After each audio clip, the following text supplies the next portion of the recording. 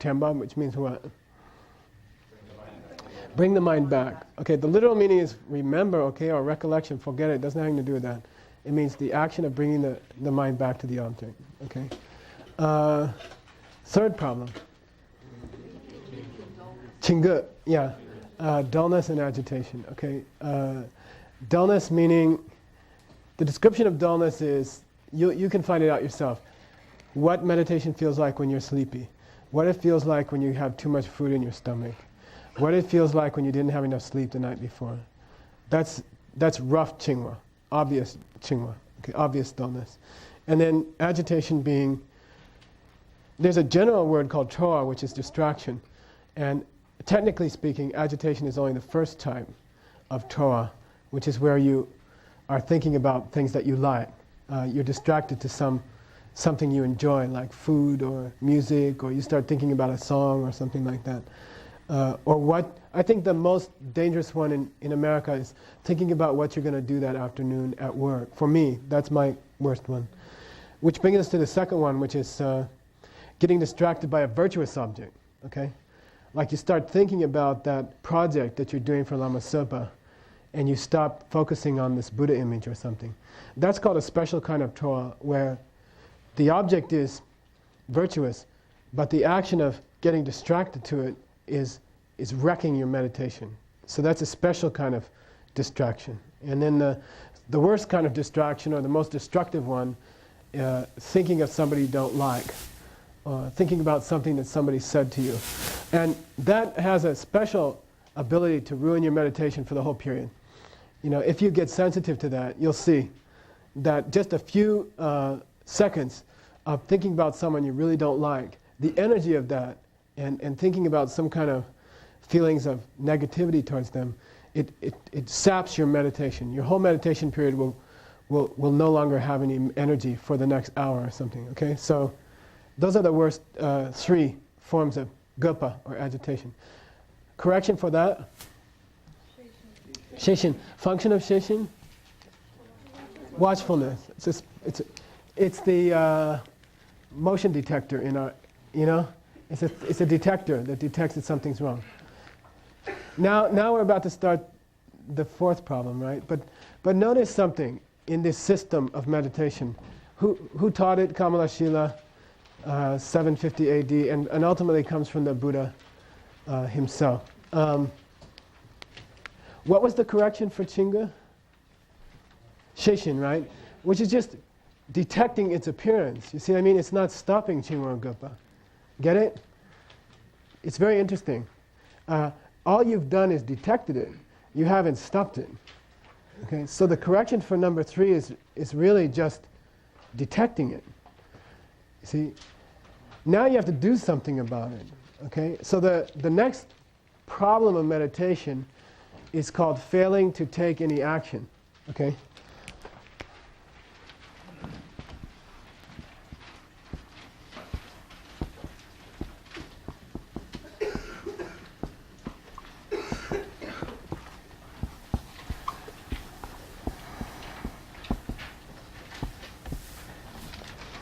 For those of you who can't see, it's D-U-M-I-J-E-P-A.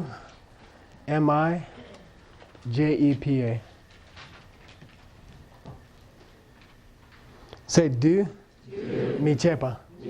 Do, mi chepa. Do chepa is a word that means taking action, doing something about it. Okay? Mi is negative. So do mi chepa means the fourth meditation problem is after you detect dullness or agitation in your mind, which you can think of as wandering, you don't do anything about it. You know, you just sit there and stay there in that state of dullness. That would be Dumi Chepa. Okay, so the fourth meditation obstacle is just sitting on your butt, literally, right? And not doing anything about it. Okay, like you're aware that the meditation's not going so well, but you just sit there and you know, don't do anything about it. Okay, that's called Dumi Chepa. There are two, the correction for that, we'll call it the fix for number 4.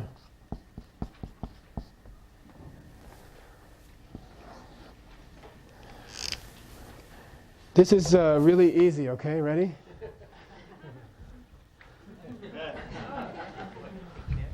You erase the word me, okay? When you're a carver and you do that because you made a boo-boo, you just stick these little dots in here. Okay? And it's called dujepa. Say do. Jepa. Dujepa. Dujepa means do something about it. Okay? Do something about it. Dujepa takes two almost opposite forms. Why? Yeah, you have two opposite problems. You know, if you're getting spaced out, it's time to take care of that with one correction. If your mind is wandering around and you're thinking about, you know, what's it going to be for lunch, that takes a different kind of correction. So here number 4, this correction for number 4, which is, I don't know, I think it's correction number 6 we're up to or something. 7, right? You should have, this should be the 7th correction, right? Because number 1 had 4 corrections. Basically, that throws the counts off. Okay. Anyway, very debate. Here, the correction is going to split into 2, right? Correction for dullness, spacing out, and correction for agitation. Okay. Correction for wandering. So we'll do the corrections for Jingwa first. The corrections for spacing out or some kind of dullness. Okay. You could divide them into 3. First is like a very subtle corrective action. Subtle. Okay? It takes place in the space of a few seconds in your own mind.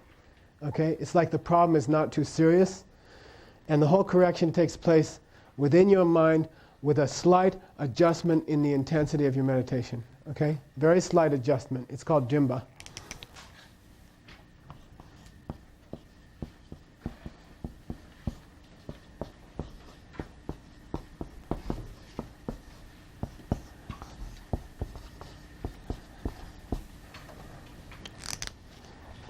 D-R-I-M-P-A.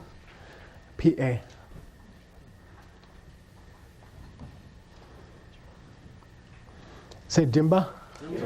Dimba. Dimba means to redouble your concentration. Okay? Turn it up a notch. Turn your concentration. It's like tightening a screw slightly. Okay? Rikpa dim in colloquial Tibetan means hey, come on, concentrate. You know, you're driving off the side of the road. You know, like you say it to a driver. You know, what the hell are you doing? You know, like get your mind back on the object. You know, buckle down a bit. Okay, and that's the most subtle correction. This is taking place in a few seconds in your mind. You're catching some kind of subtle dullness. The dullness is not so bad yet, and you're just starting to space out a little bit. You're just getting a little sleepy. You're getting into that warm, fuzzy, useless meditation that I think so many Westerners might be into a lot of the time. It feels good and it's deadly. It will kill you. You'll end up 5 years later not having any of the benefits I talked about. And it'll be a miracle if you're still meditating 5 years later. You know? So jimba is like tighten up the intensity a little bit. Get back on the object and tighten the screws a little bit on your mind. Focusing on that object. What does focus mean? What does clarity mean? Again, it doesn't refer to the object, okay? It's your own mental excitement almost. You know, you're just like getting turned on a little bit more about the object. You know, when you hear the books talk about clarity, forget trying to make Jetsun Kappa's nose a little clearer, okay? It's not that. It's tune up your emotion level to where you're like more bright-eyed and bushy-tailed, you see? It's like that. The ultimate goal in meditation is to have that intense, satisfying focus that you have with a very good book or a very good movie or a piece of music that you really like. And it's that feeling you get of some kind of almost drug leaking into your mind, and you're just like very turned on by this object, and time passes and you're not aware of it. You know, you can read 100 pages more, it's 2 o'clock in the morning, you got to get up at 6 to go to work, and you don't know where the time went, okay? Or you're into some really good music, and your neighbors are banging on the wall, like turn it down, and you're not even aware of the banging on the wall because you're just into the music, and your mind is sunk into the music. So get a little bit more like that. Turn it up a little bit. Turn it up means that. Turn it up means get back into that really fine feeling up towards the object. Okay. I think personally, try to transfer that feeling onto the meditation object, right? Everybody in this room has something that interests them so much that they might stay up all night to experience it. Whether it's a movie or certain kinds of music. I have students who knock on my door at 6 a.m. for meditation, and they have not gone to bed because they've been out all night dancing or something. And for them, this object is so interesting that it's easy to stay up all night.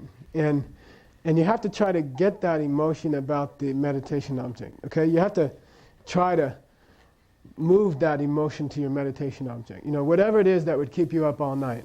Okay, and you know what it is. Okay, it's like the difference between if somebody said, "Here, this is a hammer. Lama Supa wants you to build a new temple. Here's some nails. Bang nails all day." And if you're not really too interested in it, it hurts. And you're like kind of complaining all day, you'd rather be meditating or something. And then somebody gives you a drum and a stick and says, beat on that, see if you like it. And you're like into it and you're beating for hours and hours and you don't notice the time has gone. It's the same physical effort. But because you're into the music and you're not into the hammering, see, physically it's the same thing. But there's some difference mentally. And that's the difference between turning the screws up and not turning the screws up. See, it has to become some kind of pleasant thing. The action is the same. If I said, I don't know, watch your favorite movie for 3 hours. There's a really long movie out, a new movie out, but the problem is it's really long, And then you don't have a problem to sit there for 4 hours and stare at it. You really don't have a problem. So you have to try to have that same feeling towards your meditation object, I don't know what it is, but there's some resistance of your mind, and you have to try to overcome it. That's dimba. Okay, like tune up the interest level. Okay, that's all. Dimba.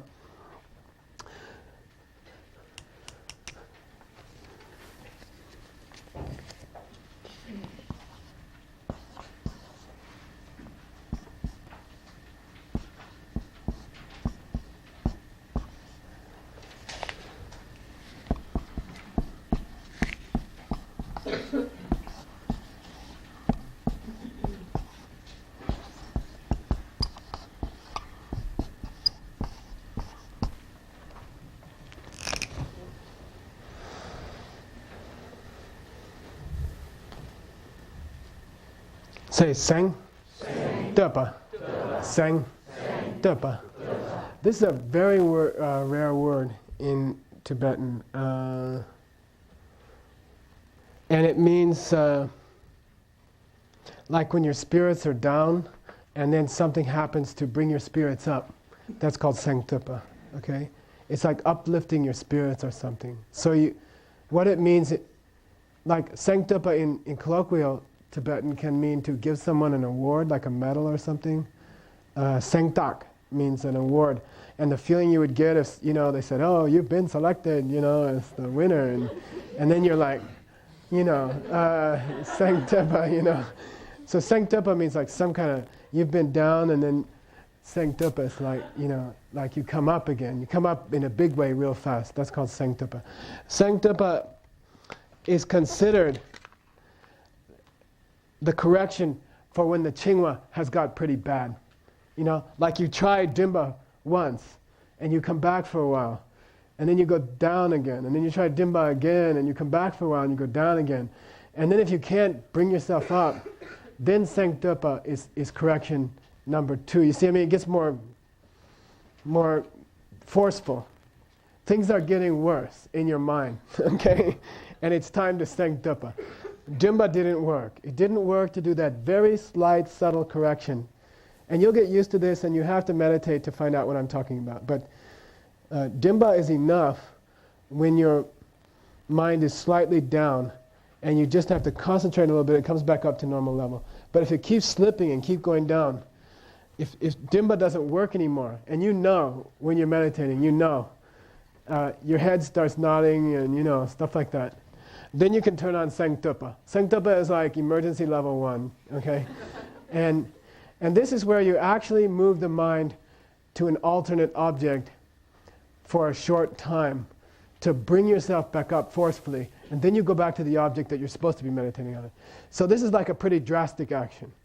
You're like giving up the object purposely for a while just to bring your mind back up, and then you shift back to the object that you were focusing on in the first place. And again, this is not something you want to do unless things are getting really bad, okay? So like a meditation session is like a war with your own mind. It's like this elephant, right? It's like wrestling with an elephant, literally. In that poster you can see. And you have to, you know, you have to be like a general who's directing this army against this enemy. And when the time comes for drastic action, you have to take it. That's duchepa. You have to know how to take action when the time comes. So if it's not going well, don't just sit there.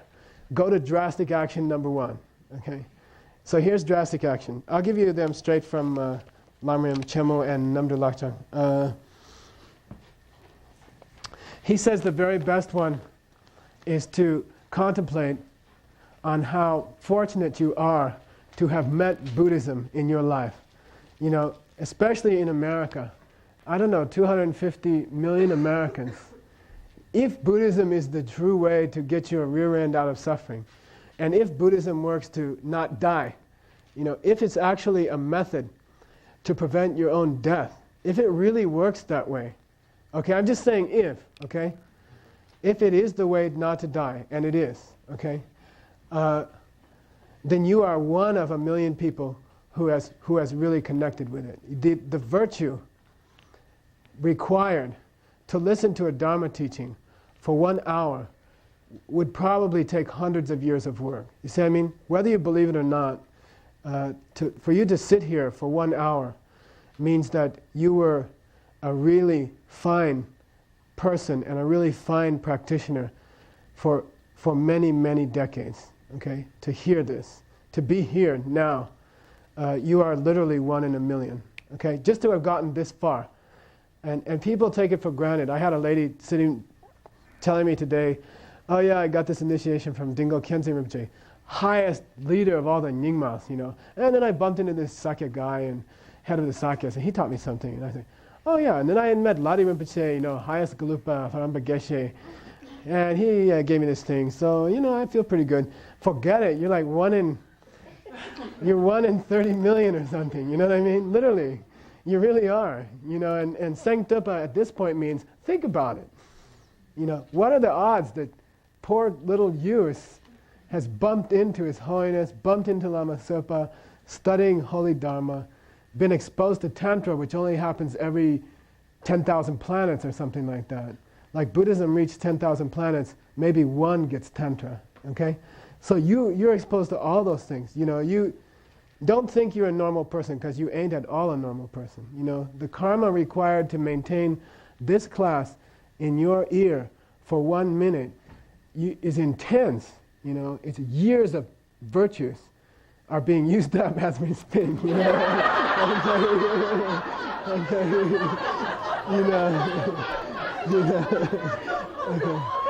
No, it really is, and that's why lamas are so slippery. You know, because it's very hard to maintain that karma. To maintain the karma of being in the direct presence of Lama Zopa for more than a few minutes is extremely rare, extremely expensive karmically. Because every millisecond, there are 65 karmic actions ripening in every millisecond that you experience Lama Zopa's face directly. You know, you're using up 65 discrete karmas, you know, are going off. Think of it in terms of computers, you know, megabytes, how many megabytes it takes to maintain a picture on the screen. It's exactly like that. Think of each dot on the screen as a discrete action that you did that was good for somebody, and millions of those creates Lama Zopa's face for you for a minute. And it's very difficult. So if you are here, if you have met the Dharma, if you've had the chance to see His Holiness speak or something, you must be someone special. And I'm not exaggerating, I'm not just making this up. If you believe in karma, if you study karma, if you study past lives, you are easily one in a million, and think about it. So that's the first sanctupa, okay? And it's true. And it's not, I'm not making it up. Pabonka Rinpoche said, don't sanctupa with all your virtues, because you might not have too many, but at least you're here, at least I made it here, like, I'm not so bad after all. And that's a sanctupa. That's the first one.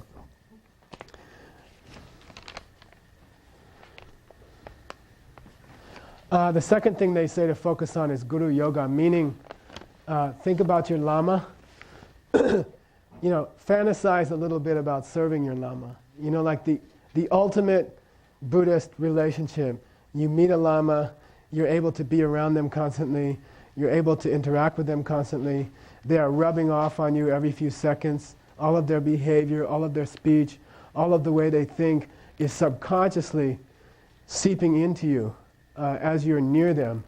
And fantasize about serving them, being around them, helping them, and the interaction, the holy interaction that's taking place, not even while they're teaching, but just while you're being near them. Everything about their form. Even if the guy is a lousy Lama, okay? If you think it's hard to be a student, think of the karma to be a Lama. You see what I mean? Think of the karma it takes to at least have ever been ordained, or the karma it takes to ever have been exposed to enough teachings to teach. That's really intense. You see what I mean? That's like 1 in 20 million or 30 million. And think about, how lucky you are to be in touch with your lamas, to be around them, to be making contact with them, to have them interacting with you. And all of that energy from the lineage, 2,500 years of energy is flowing between you and them all the time.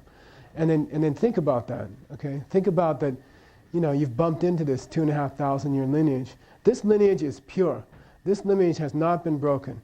We're putting text into the computer. You can read the sutra. I told some people today my Lama told me we have to ordain a monk next month, make sure to memorize, you have to memorize the ritual. You cannot read a book. So I have like a 30-second part or 1 minute part. I'm supposed to ask the guy some questions in another room, and I have to memorize it. So then I went on a trip and I forgot to take the book with me.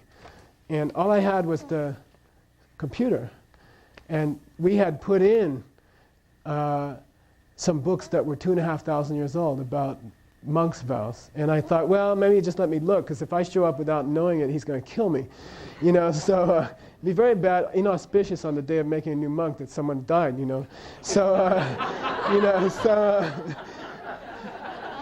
So I checked the computer. I found I remembered one of the words, and it came up, and there was not a single syllable difference. You see, 2,500 years from India into Tibet, the Tibetans were perfect, not a single word difference. I once did Abhidhammakosha for 10 years.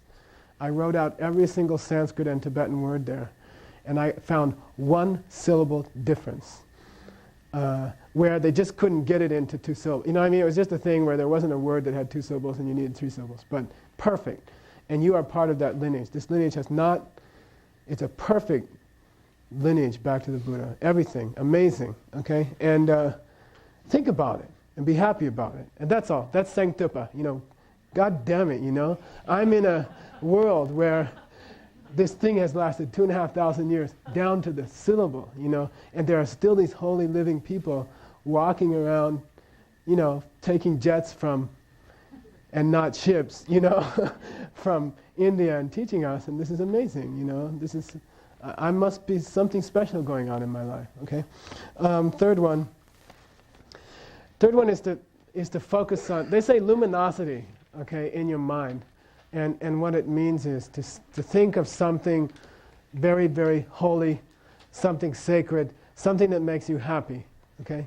Something beautiful, spiritually. You can think of something you've seen His Holiness do, or anything you've seen some holy person do, and bring it to your mind. It doesn't have to be restricted to Buddhism, You can sit there and appreciate that somebody would give their life for for other people or something like that.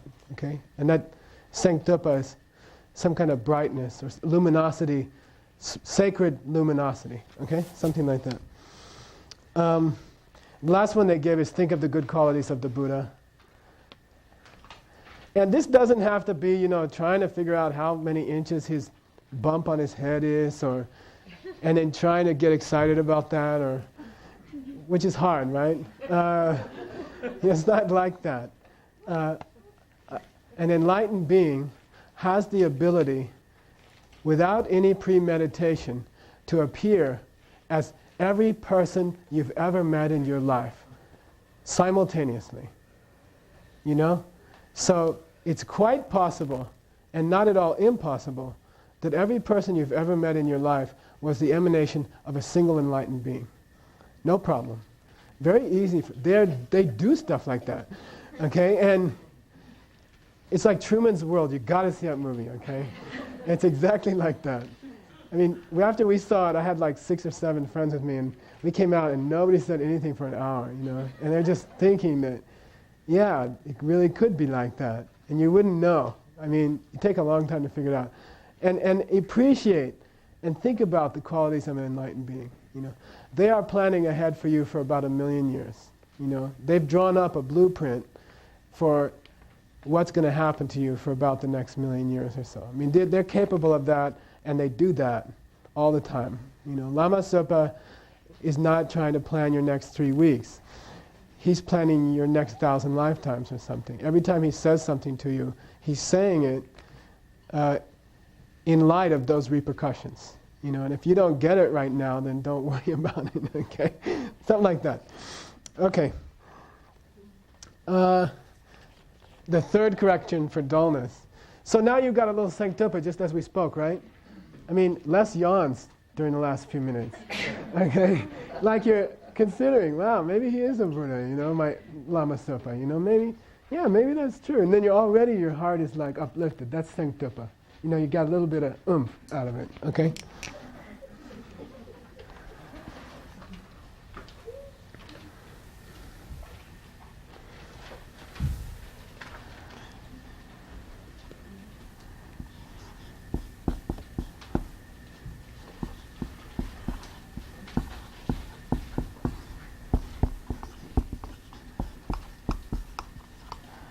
This is the colloquial word up here, just so you know.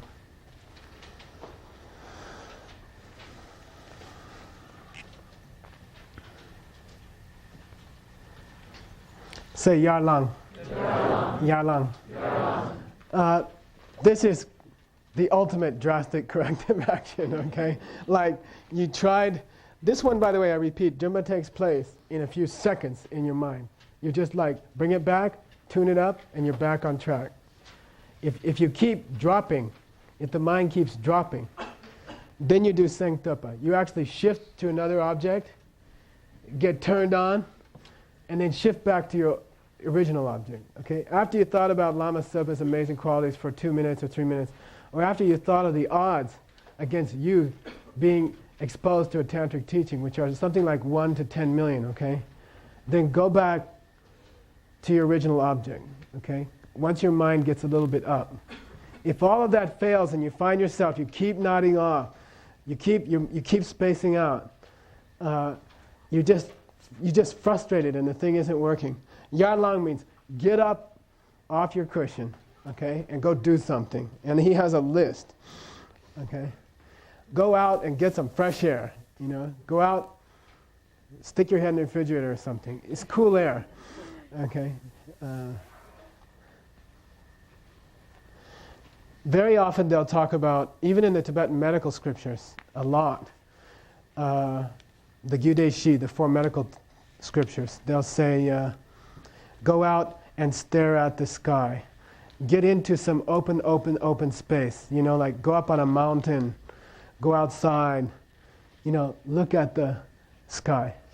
Just go out and refresh yourself by looking at something, some vista, some big thing. This is hard in New York because there's no sky, but, you could take a subway down to John Stillwell's office or something.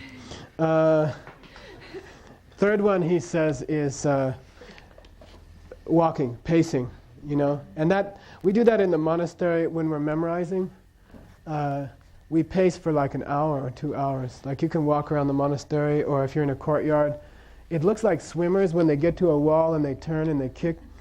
And these monks are going like that, and then they get right in front of the wall and they're like that. And if you're trying to memorize, this is really, really good for you. Okay, if you're trying to memorize a scripture or a sadhana or something like that, it's very, very effective. Rather than sitting on your bed or sitting on a cushion, very difficult to memorize like that. Get up and move, and stick the thing out in front of your face and keep memorizing. Okay, we do that in New York. Sometimes we go in a circle. Like half an hour a day, you can memorize a lot. You know, in about a year, you can memorize a lot.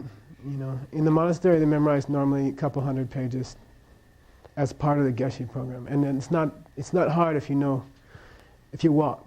Okay, so one thing is just to walk. Okay, walk back and forth. Okay, splash face with water. Okay. By the way, walking could be yoga or dance or whatever. You know that. You know, get your yayas out, get it pumped up a little bit, and then sit back down on your cushion. Okay, so that's the important ending of this drastic method, is get back down on your cushion and keep going. This is considered very drastic and very unusual. You know, normally you shouldn't have to do it much, unless you're not feeling well, or you haven't had any sleep at all, or you had a really big breakfast, or something like that. Okay, we'll take a break there, Sengte, and then come back after that. Okay.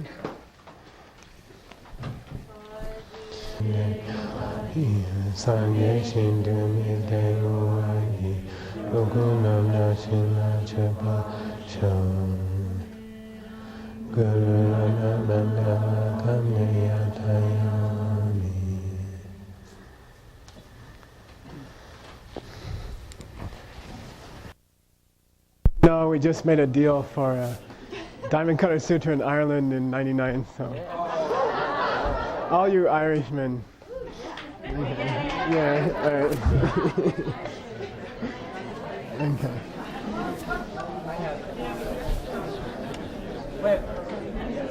I don't know, we'll figure it out. And Irish women too, okay.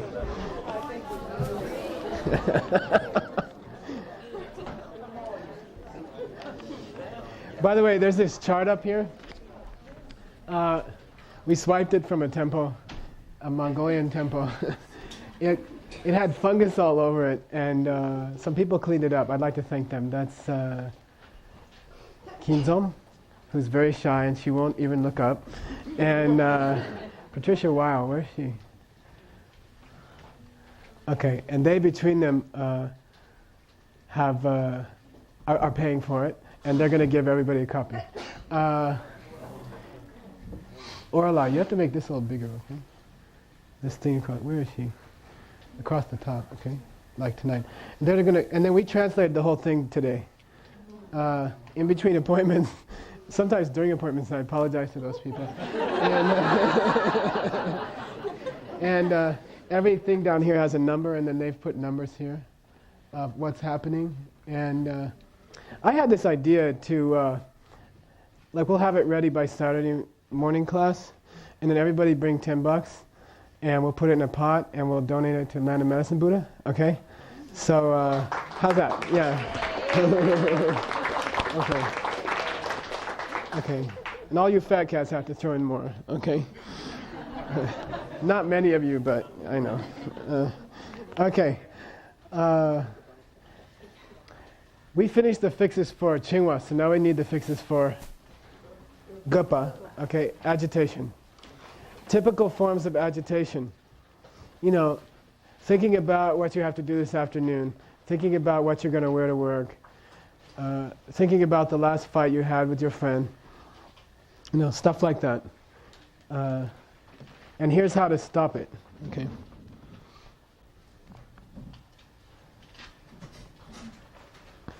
Again, we're going to have 2-second corrections that you make in middle of a thought. You know what I mean? And by 2 thoughts later, you're back on track. Like a subtle correction in the mind. And then we're going to have a medium, drastic correction, and then we're going to have a drastic correction. Okay, so here's the subtle correction.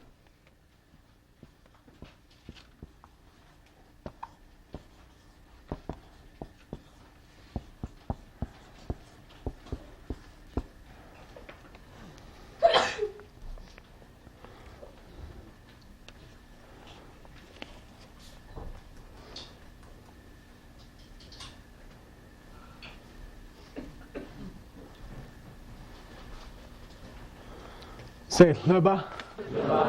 It's sorry, H-L-U-P-A. Hlupa.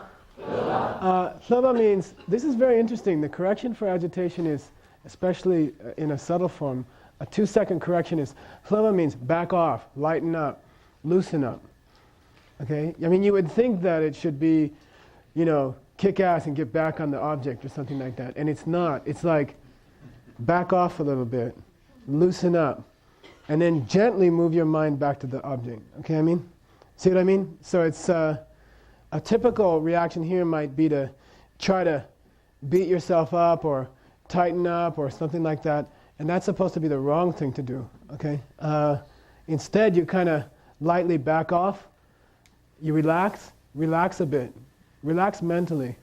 And then come back softly to the correct object. So it's not like you're wringing your own neck or something. You know, you're like, you become, Sheshin detects that you are thinking about lunch. And then you softly bring the mind out, relax, take it off focus, and then gently come back to the object that you're supposed to be on. Okay? In a very gentle way, a very organic way, a gentle way. Okay? And you relax, you loosen up, and you bring it back to the object. Okay? That takes place in a few seconds in your mind. And you know, if you try to meditate, the best way to get back on the object is loosen up, relax just a touch, let it fade, that wrong object, and then come back to the one that you're supposed to be on. Okay? And don't take your neck and come on, not like that. It's very subtle and very effective. Very gently come back to the other object. Loosen out, come back. Okay?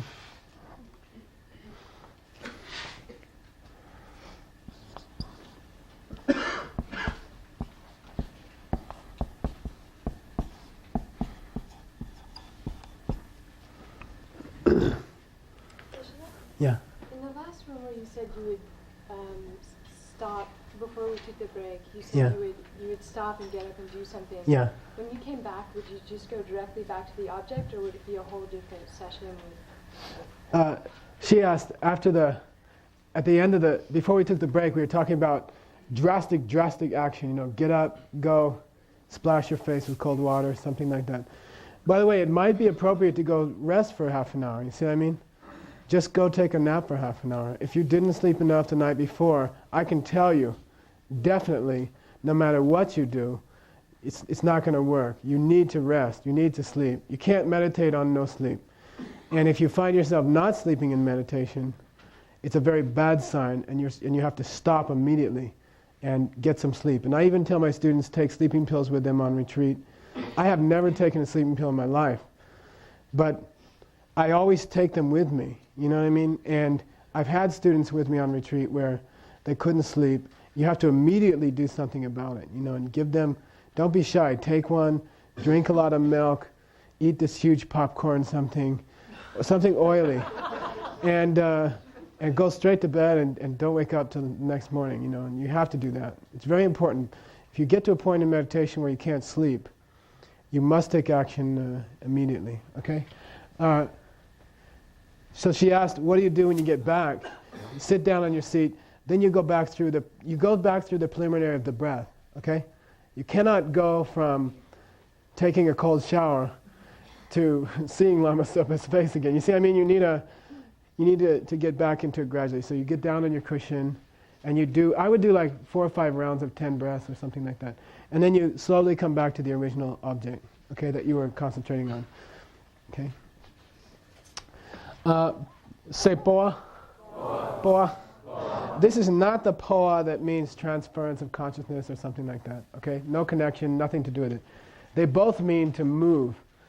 Like Sharpogore means I don't like my room in the monastery, I'm going to go move to another one. You know, Boa means literally to move to a different room or something. In this case it means again to move to a different meditation object briefly in order to get your mind calmed down a little bit, to get your mind back on track, back on focus. The other correction, heba, takes a few seconds in your mind, and then you're back on track. But if the problem is more chronic and you find that no matter how much you try, your mind keeps wandering, okay, then you have to do boa. Boa is like temporarily, like for a few minutes, shift the mind to a new object, okay. Here you need an object that's going to bring your mind back to some kind of a serious state. You know, it's the opposite of the other one. The other one you're trying to sangtupa, you're trying to cheer things up. Here you're trying to bring the mind down, okay? And you could do a brief death meditation, all right? Seriously, okay? Like you're trying to stop thinking about your job and stop thinking about that girl you met yesterday at the store and stop thinking about what's for lunch. And it's very effective to, you know, think about your death and think about people who have died around you, you know. Especially if someone in your family has died or something like that, focus on them, think about them, think about how you could soon be in the same state. And that, then you get more serious. You know, you stop thinking about lunch. Okay, I was on a plane once going to Chicago, and they circled and circled. And everybody was laughing and complaining about the movie and complaining about the food and blah, blah, blah. And then they started to go, and then the stewardess comes out of the back and she's crying, she's shaking. And we're like, oh boy, something's going on, you know. And then the pilot gets on and says, we can't get the landing gear down. And so we're going to fly around for an hour and use up the fuel so that when we crash, you don't all burn to death, you know. And suddenly, no one's complaining about the meals, no one's worried about the movie, you know, and everyone's treating each other nice, you know, and that's a sempoa. You see what I mean? Like all this frivolity of people on an airplane is suddenly disappeared with one announcement over the loudspeaker, and everyone is dead serious, you know, about their life. People are writing letters to their family. Maybe it will survive. You know what I mean? And the whole feeling of the plane changed, and that's brings your mind down. Okay, by the way, the landing gear did come down, and we landed okay, as you can tell. But it brings your mind down like that. Okay, it immediately stops you from worrying about what's for lunch, or that girl at work said that thing to me. Come on, you're going to be rotting in the ground, you know. You don't have to worry about what she said to you, okay? And that brings your mind down, okay? You can also meditate about the three kinds of suffering, you know. The worst one being, the first one is called the suffering of suffering, okay? And in Scripture, they give it's the only place that I can remember in Scripture where the word headache comes. And that's the example. Apparently people had migraines in 2,500 years ago. And that was the example of overt suffering, okay? And then there's the suffering of change. I was meeting somebody, I was talking to somebody, and they said, yeah, I had this old samsaric relationship happened again to me. I met the guy. It was very exciting. It was brand new. Everything was golden. Then it went through this maturing stage where I got to know him and he got to know me, and we all went well for a couple weeks. And then it went into the inevitable degeneration stage where he starts wanting to control my life and I start wanting to control his life, and then it all collapsed, and then finally we dumped each other, and it was a typical samsaric relationship, you know. And that's the nature of relationships. As long as your mind is not pure yet. The minute your mind got pure, they wouldn't go like that anymore. You see what I mean? The minute you cleaned up your karma, if you were keeping your book well, an indication that you're close to getting out of samsara would be that those relationships wouldn't go like that anymore. It's very interesting. You know, it's not impossible to have a good relationship. An arhat could have a good relationship. You see? But if you have mental afflictions, you can't have a good relationship. So they must change. So as long as you're in samsara, and as long as the good karma you're collecting is what we call dirty good karma, which means good karma collected without an understanding of emptiness, then every relationship you ever have, which is a result of good karma, will degenerate and you'll lose it. Okay? And that's just the way it goes. That's the suffering of change. The nature of all good karma that you and I have ever collected without understanding emptiness is that it must collapse at the end. And that's the suffering of change. Okay? And just to think about that, there isn't a single good thing that you can list about your life. Your physical appearance, your intelligence, your relationships, the things you own, the people you know, everything that's going right will go wrong. Because that's the nature of that kind of karma. That's called dirty good, sakche kile, sakche gewele in the Abhidharma. And it must degenerate. And you must lose every good thing in your life. Everything. Okay?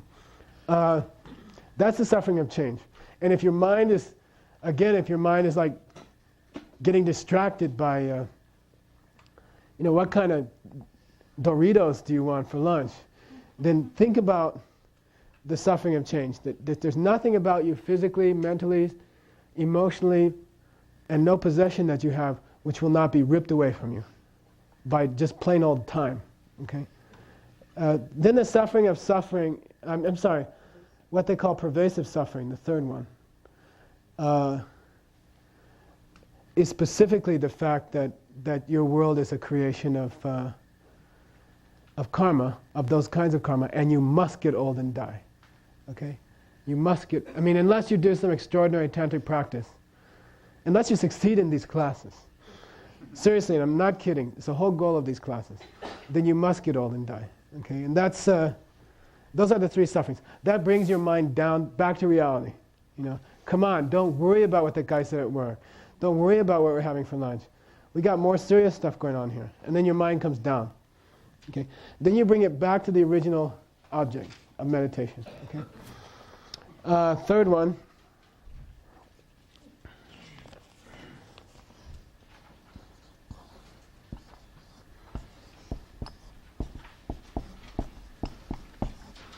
Good old ook. Okay. UK. Okay.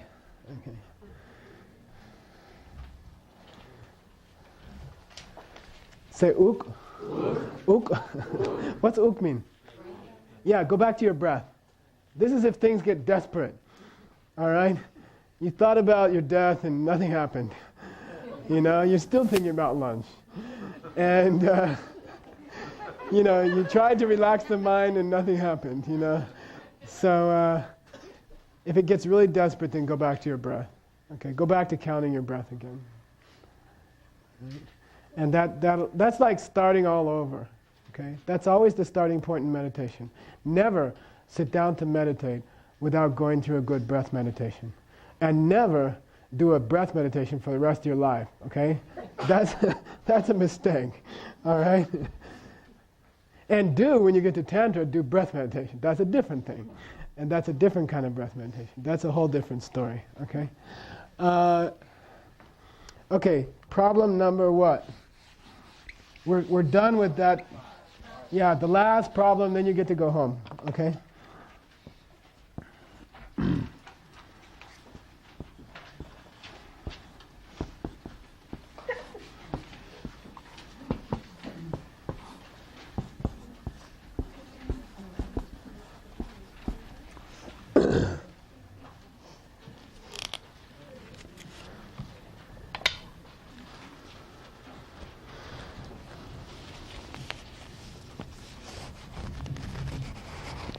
It's a D-U-J-E-P-A.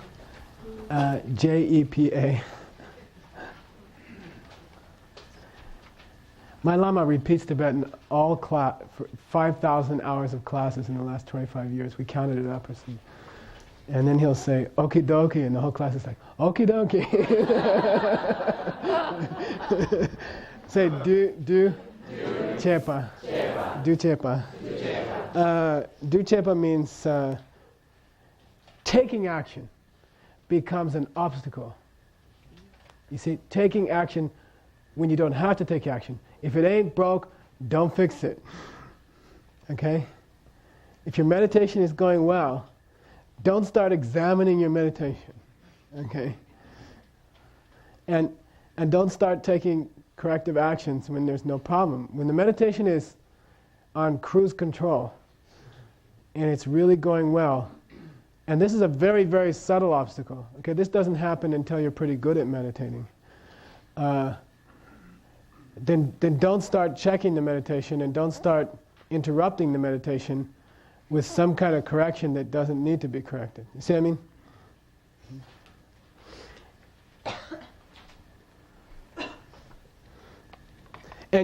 And this is kind of, you just have to meditate to know, you know. But it's like you're very sweetly on the object.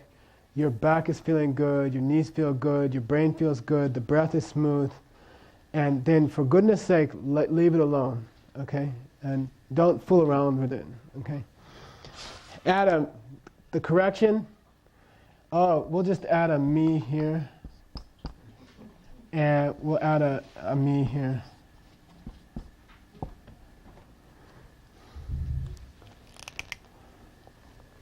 I'm sorry, scratch that.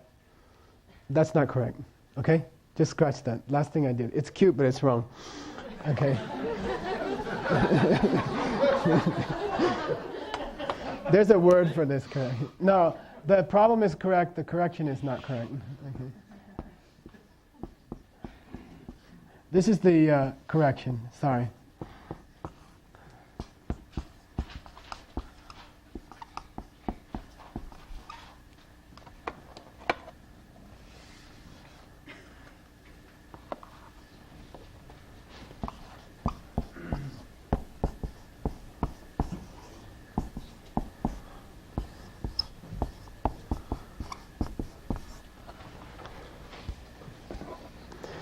The English letters here are T-A-N-G, N-Y-O-M, S-U, S-H-A-K.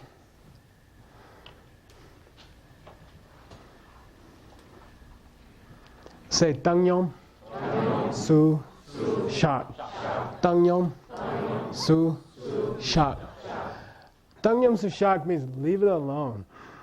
Okay? If you're studying Tibetan, there's three kinds of Tangyom. Tangyom can mean an action which is neither virtuous nor non-virtuous. Like picking your nose or something, okay? Seme Tangyom means the immeasurable, one of the four immeasurables where you have equanimity towards all living beings, okay? Sorwa Tangyom means you don't feel good or bad, you just feel in between. So that's all the senses of Tangyom. In the study of meditation, Tangyom means leave it alone. Okay? Even in modern colloquial Tibetan, they say, that Tangyom is shagure da, which means, you know, don't fool around with it, don't mess around with it, just leave it. Okay? Don't worry about it. Okay? That's Tangyom. Okay?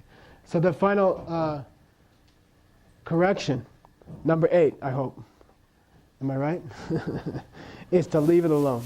Okay, and that's when your meditation is really going sweet. I think the temptation here for most Americans, including myself, and I'm speaking from personal experience, when I finally get to a good meditation, the final enemy is that I'm worrying about I have to go somewhere. You see what I mean? Like, it takes me half an hour to get to this sweet meditation, and then I'm there, and then I think the final obstacle is like wondering if it's 9 o'clock yet. You know what I mean? And that would be a kind of taking action when you don't have to take action. Leave it alone. Be late for work, it's okay. This is more important. And if it's going well, then stay with it for a while. And don't worry if you ran over your allotted meditation time. If it's going well, for goodness sake, enjoy it for a while. It's so rare, right? And sit with it and stay with it.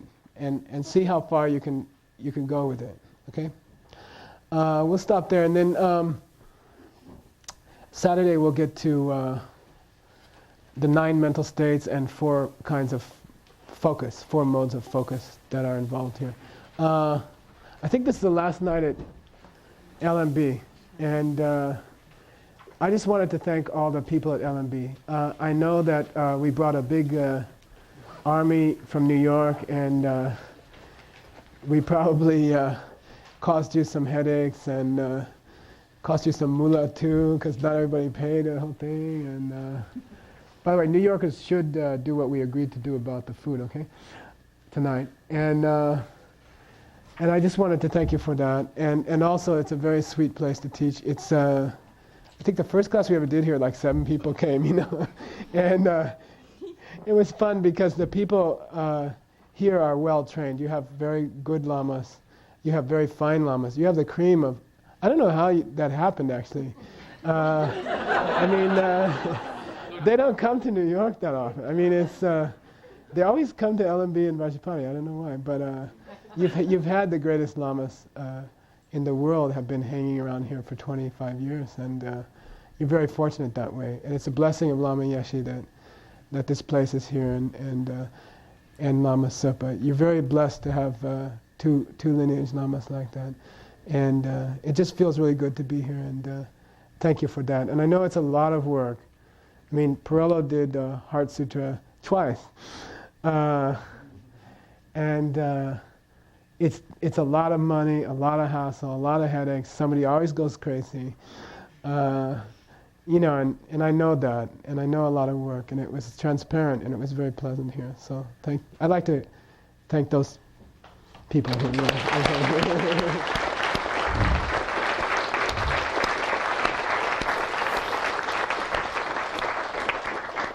Okay, we'll do some prayers. Okay.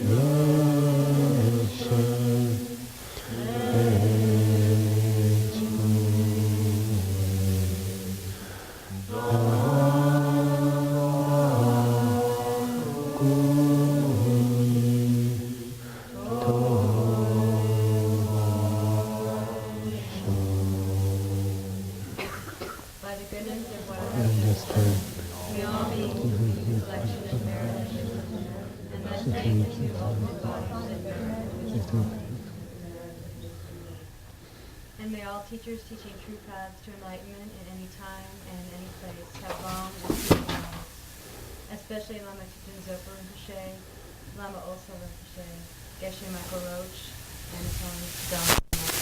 May all religious teachers go, and may please return to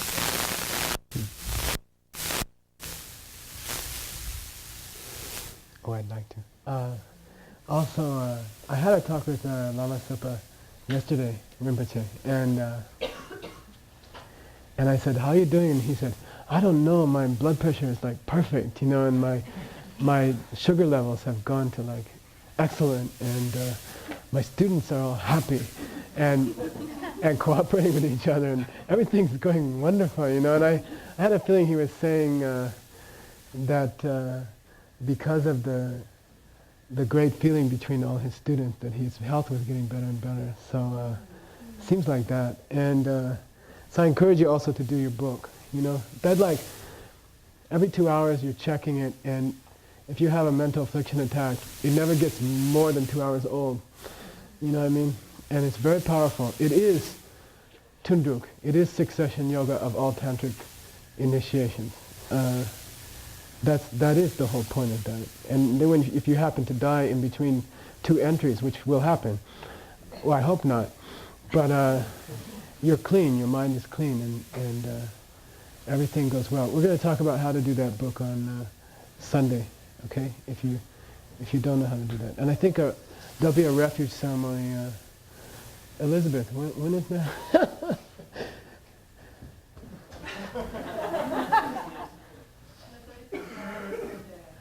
No, make it time. You have an idea?